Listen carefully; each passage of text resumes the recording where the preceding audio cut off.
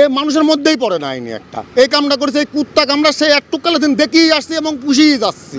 এই কুত্তাটা প্রয়োজন ছিল ওরির, যদি ডিস্টার্ব হতো অন্য জায়গায় বুলি দিতে পারতো, কিন্তু তা আপনি মারলো কেন, এটা আমরা বিচার চাই, বাংলা কথা, এক কথাই শেষ। যতগুলা কুত্তা আছে ধরেন সব আমাদের উপজেলা গেটে আমরা ধরেন সবাই খাতে দিই।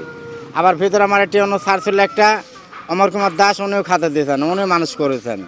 তারপরে এই কুত্তিগুলোকে বাচ্চাগুলোকে মারলো, বিশাল একটা অপরাধী, ঠিক আছে। এর আমরা কঠোর শাস্তি চাই। কাজটা যারা করেছে আসলেই অমানবিক দৃষ্টিকোণ, আমার মনে হয় এই কাজটা খুবই খারাপ কাজ করেছে, এর বিচার হওয়া উচিত। একটা অবলা প্রাণী, ওর তো কিছু বলতেও পারছে না, ব্যথার জ্বালায় অনেক কষ্ট সহ্য করছে।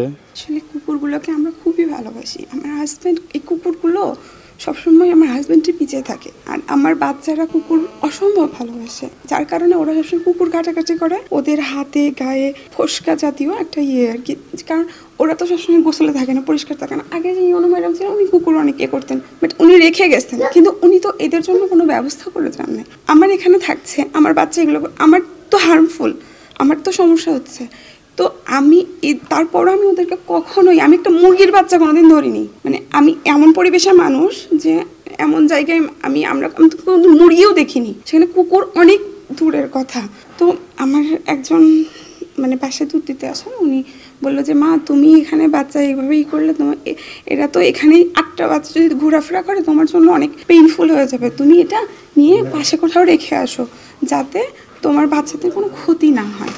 তো আমি তখন বললাম যে ঠিক আছে, তাহলে আপনি এগুলো একটু কষ্ট করে যদি ব্যাগে উঠায় দিতে পারেন, আমি একটু সাইডে দিয়ে দিই। ওর মা চলে আসবে, এখানে ওর মা থাকে, তো আমি এই পাশে দিতে পারিনি, ভয়ে আমি জাস্ট ওই পাশে সজনে গাছের ওখানে রাখছি, কিন্তু বাচ্চাগুলো হয়তো নড়াচড়ার কারণে নিচে গড়ে গেছে। এখন এটা আমাকে ব্লেম করা হচ্ছে যে আমি ফেলে দিচ্ছি, কিন্তু আসলে কি আমি ফেলছি?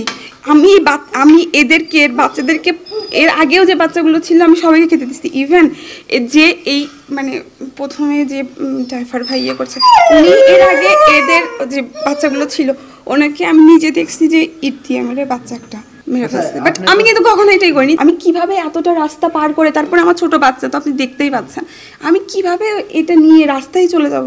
এটা আমার দ্বারা তো সম্ভব। আমাকে রাখলে আশেপাশেই কোথাও রাখতে হতো। আমি জাস্ট সজনে গাছের কাছে, ওখানে একটা সজনে গাছ আসছে, আপনি দেখতে পারেন, ওখানে আমি জাস্ট রাখছি। বাট পুরো ব্লেমটা আমার উপর আসছে। আমি কাউকে কনফেসই করতে পারছি না যে আমি সারা রাত ঘুমাতে, আমি আজ 2 দিন পুরা মানে খাইতেও পারছি না, আমার গলা দিয়ে কিছু নামছে না, যে এত বড় ফলটা আমি কি করে ফেললাম। গতকালকে একটা অমানবিক ঘটনা ঘটেছে। এখানে একজন অফিসারের স্ত্রী প্রায় 8টা বাচ্চা বস্তায় করে পানিতে ফেলে দিয়ে কুকুরগুলোকে মেরে ফেলেছে। তো এটা এখন আমি সকালে জানতে পারি, জানার পরে আমরা অফিসারদেরকে নিয়ে বসি এবং এটা একটু পর্যালোচনা করি, তদন্ত করি যে আসলে এই কাজটা করেছে। তো